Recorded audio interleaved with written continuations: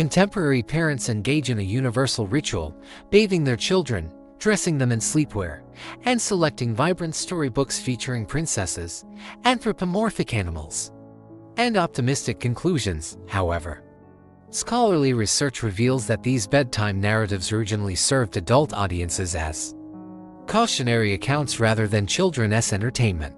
The familiar tales of Cinderella, Snow White, and Little Red Riding Hood represent heavily sanitized adaptations of medieval horror chronicles, criminal records, and survival documentation, subsequently romanticized by Disney Productions and the Brothers Grimm collections.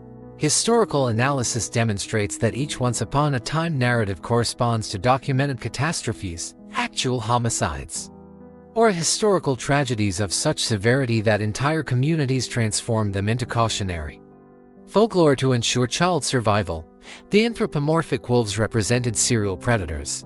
The malevolent stepmothers were documented poisoners. An examination of these beloved childhood narratives reveals substantial casualty records. The Brothers Grimm functioned not as fairy tale collectors, but as chroniclers of crime scenes and historical disasters.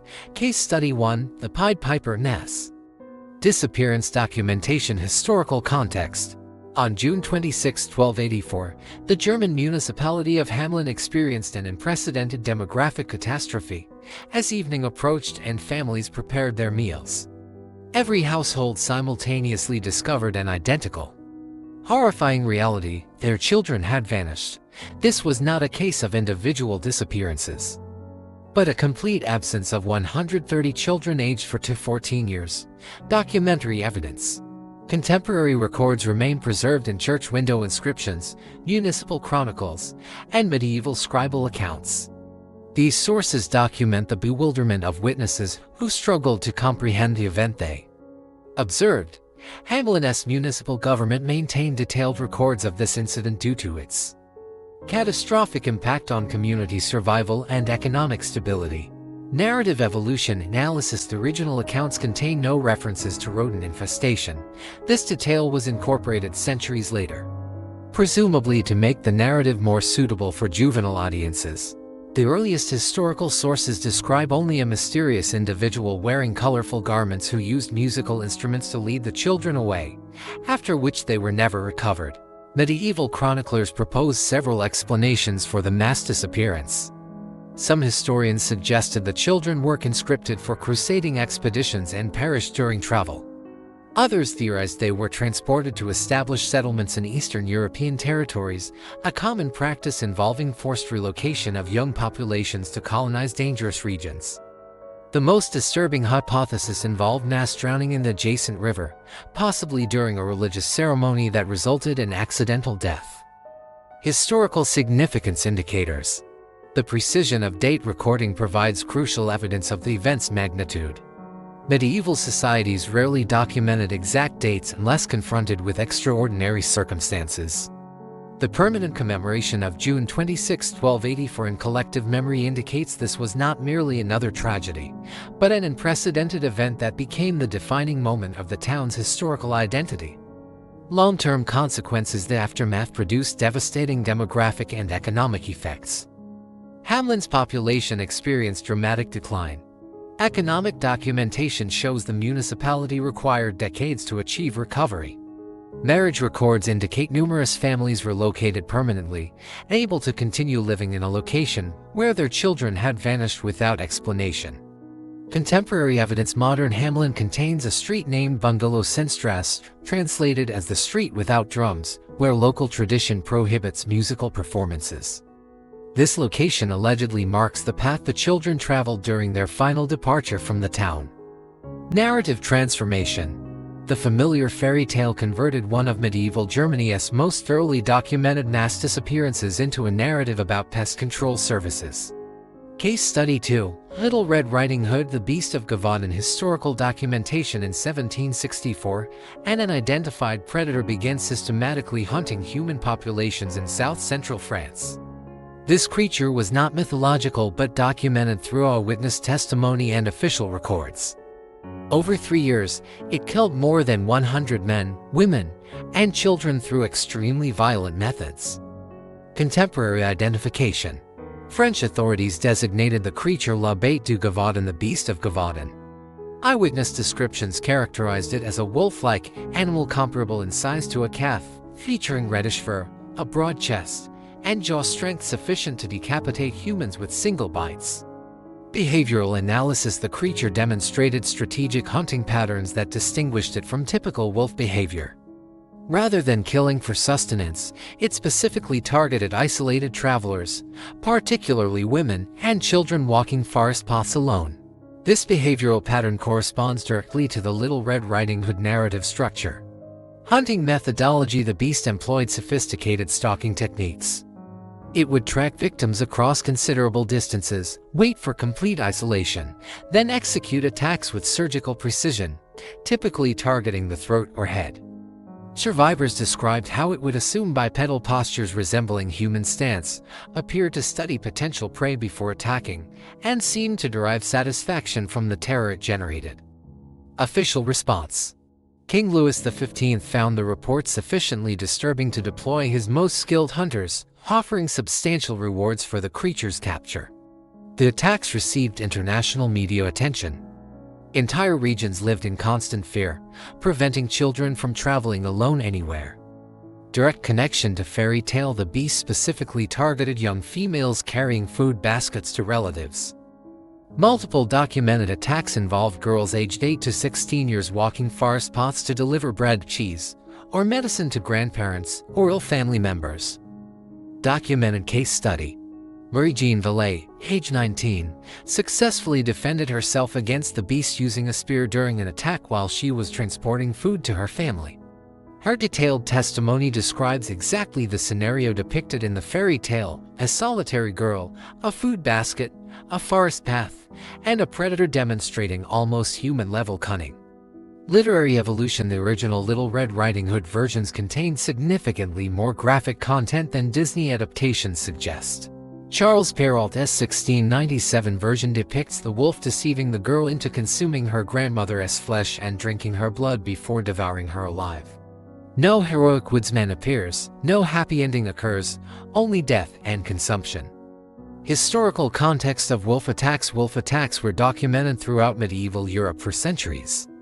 Church records from Germany, France, and Eastern Europe contain hundreds of accounts describing wolves entering villages, abducting children, and terrorizing communities.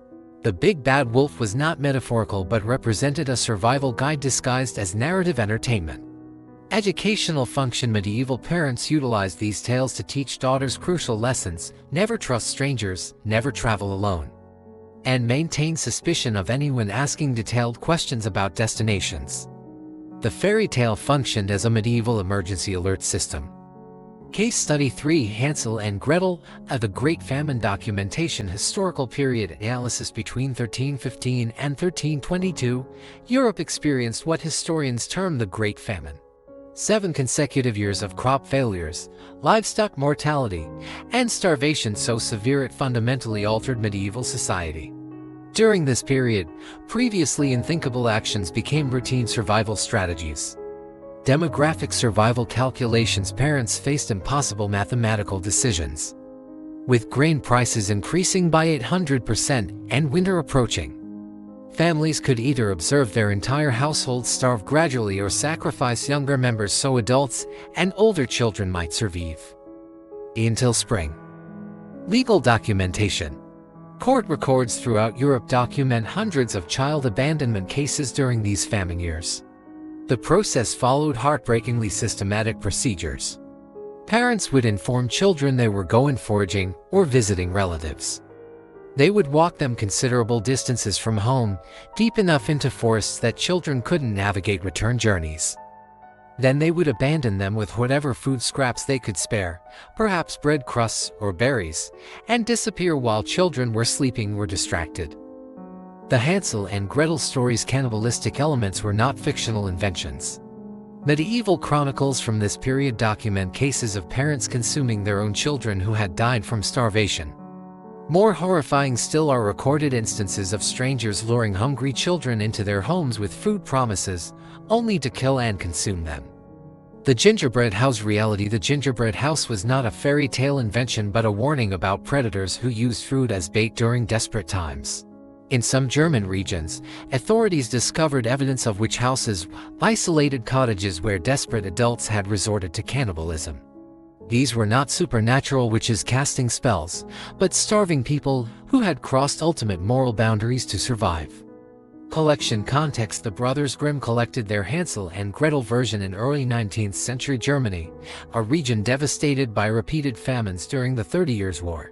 The story they recorded reflected generational trauma, collective memory of times when parents had to choose between keeping children alive and keeping themselves alive. Narrative tone analysis. The most chilling detail in the original Grimm version is the matter-of-fact manner in which parents discuss abandoning their children. There's no agonizing moral debate, no tears, no dramatic emotion. The father simply states they have no choice and the stepmother agrees. This cold pragmatism reflects how normalized child abandonment had become during survival situations. Archaeological evidence.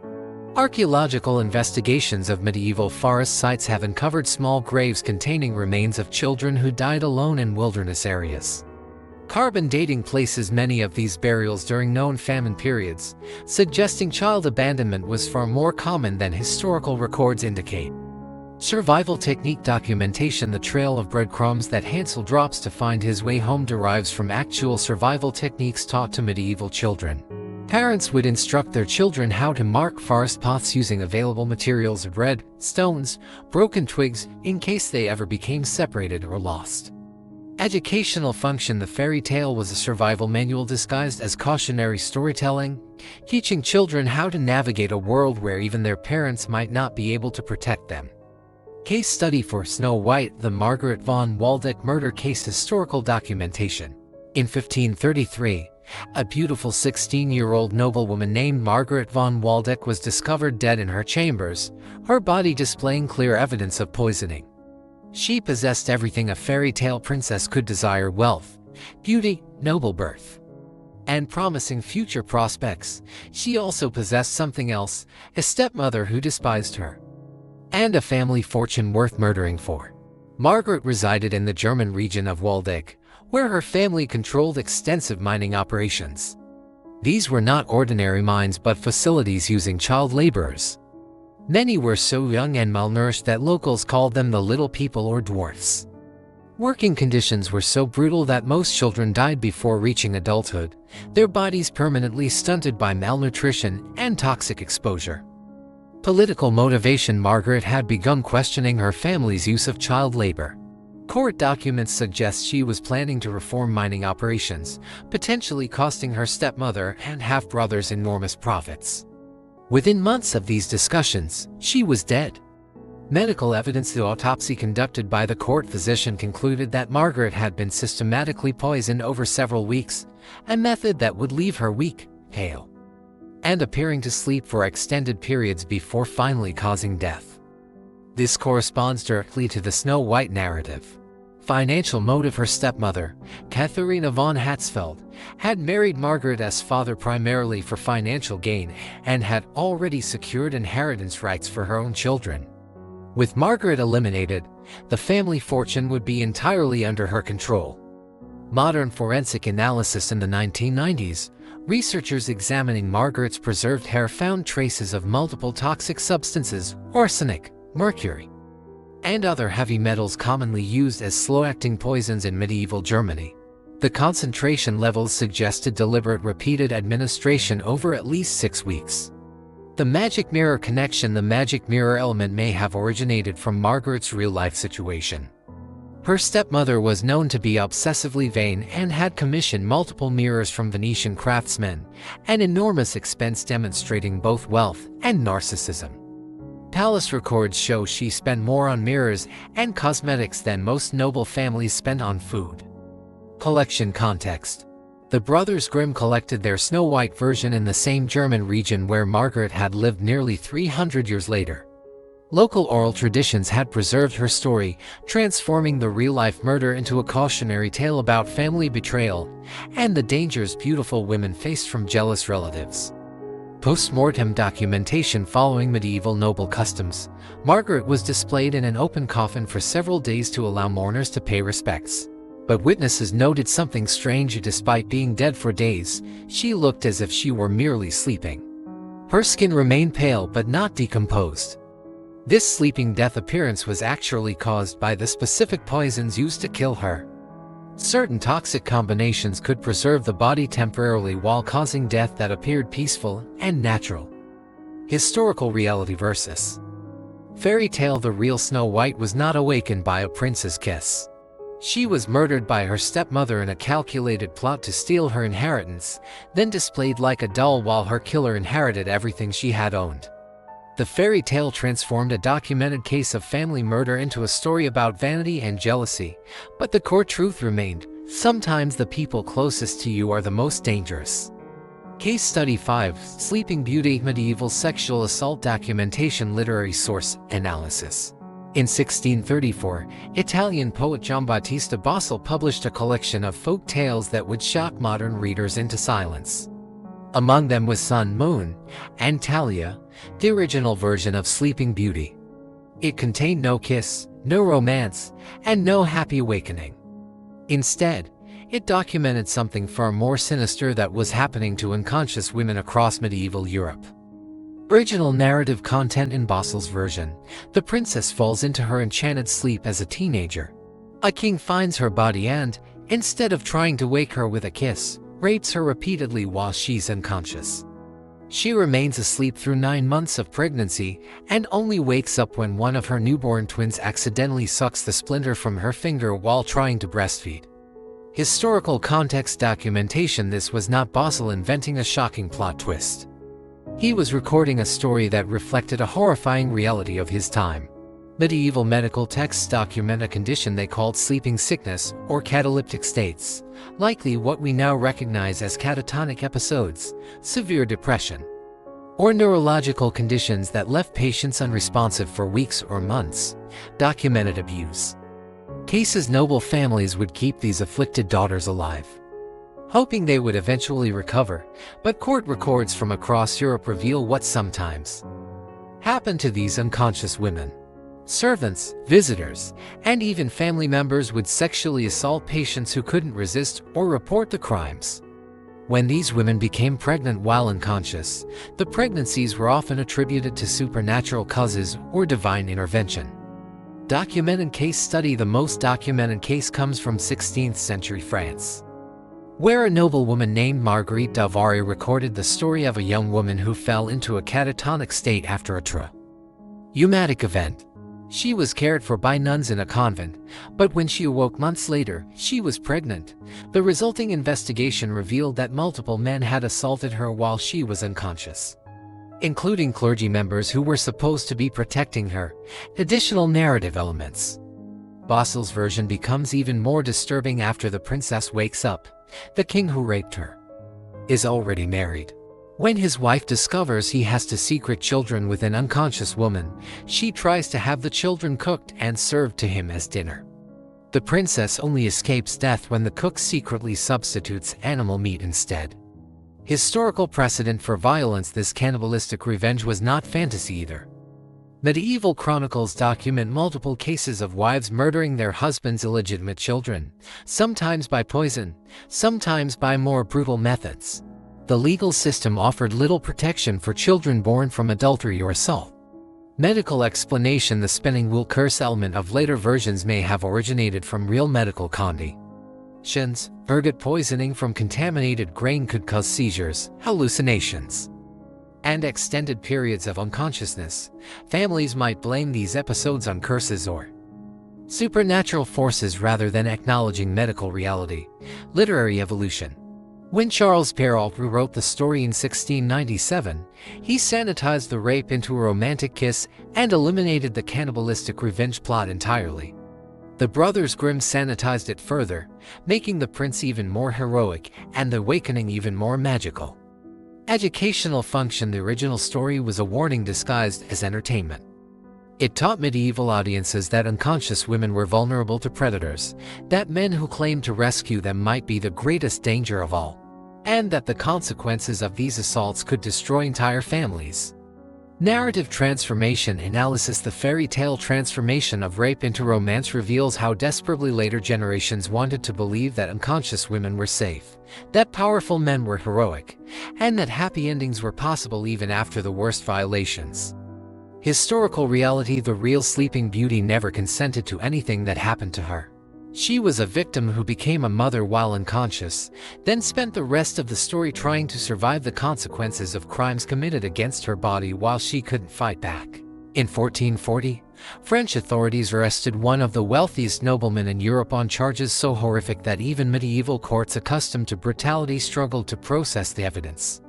Gilles de Rais, a war hero who had fought alongside Joan of Arc, was accused of torturing, raping, and murdering over 140 children in his castle dungeons. The investigation that followed would inspire one of history's most terrifying fairy tales. Socioeconomic profile. Gilles de Rais was not merely wealthy but obscenely rich, owning multiple castles, vast estates, and enough gold to fund private armies. He was also intelligent, charming, and devastatingly handsome, exactly the kind of man parents would trust with their children. Pattern of disappearances. For over a decade, children had been disappearing from villages around his estates. Poor families would send their sons and daughters to work in his castles as servants, and the children would simply vanish. When desperate parents asked questions, they were told the children had been sent to other estates or had run away. The payments to families stopped, but so did all contact. Criminal investigation. The truth only emerged when one of de Rais's accomplices, Étienne Corlaut, was caught trying to break into a church and to torture. He confessed to helping his master murder dozens of children in ritualistic ceremonies that de Rais believed would grant him supernatural powers and unlimited wealth. Court documentation. The court testimony was so graphic that medieval chroniclers refused to record the details, but what they did document was de Rais's method. He would invite children into his private chambers, lock the doors, then torture them for hours before killing them. Their bodies were burned in massive fireplaces, and their ashes were scattered in his gardens. Connection to fairy tale narrative. De Rais had multiple wives who died under mysterious circumstances. Each wife was given access to most of his castle but forbidden from entering certain rooms. Court records show that at least 2 wives discovered evidence of his crimes and died shortly afterward, one from apparent poisoning, another from a suspicious fall down castle stairs. Literary correspondence. The original Bluebeard story recorded by Charles Perrault in 1697 follows this exact pattern. A wealthy nobleman marries young women, gives them access to his entire house except for one locked room, then kills them when curiosity leads them to discover his secrets. The locked room contains the bodies of his previous wives, hanging like meat in a butcher shop. Sanitization process. Perrault's version sanitized the reality. De Rais was not just killing wives, he was murdering children. The forbidden room was not filled with adult women but was a torture chamber filled with the remains of boys and girls between the ages of 6 and 16. Systemic protection. What makes de Rais's case even more chilling is how long he operated without consequences. His wealth and political connections protected him for over a decade while he killed with impunity. Local authorities received complaints about missing children but refused to investigate a war hero. Had connections to the royal court. Ritualistic elements. The investigation revealed that de Rais had developed elaborate rituals around his murders, believing that the more innocent the victim, the more supernatural power he would gain from their death. He specifically targeted children from poor families because he knew no one would demand justice for them. Scale of crimes. When he was finally executed in 1440, over 800 families came forward claiming their children had disappeared after going to work in his castles. The actual death toll was probably much higher than the 140 documented cases, since many rural families never reported missing children to authorities. Educational function. The Bluebeard fairy tale served as a warning system, teaching generations of women to be suspicious of men who offered too much too quickly, who isolated them from their families, and who maintained secrets that could get them killed. Social commentary. The story also revealed an uncomfortable truth about medieval society. The wealthy could literally get away with murder as long as they targeted the powerless, and even when justice finally came, it was often too late for hundreds of victims. This analysis demonstrates that popular fairy tales originated not as children's entertainment but as historical documentation of real crimes, disasters, and survival situations. The transformation of these accounts into sanitized children's stories represents a deliberate cultural process of making traumatic historical events palatable for subsequent generations, while preserving essential survival lessons within narrative frameworks.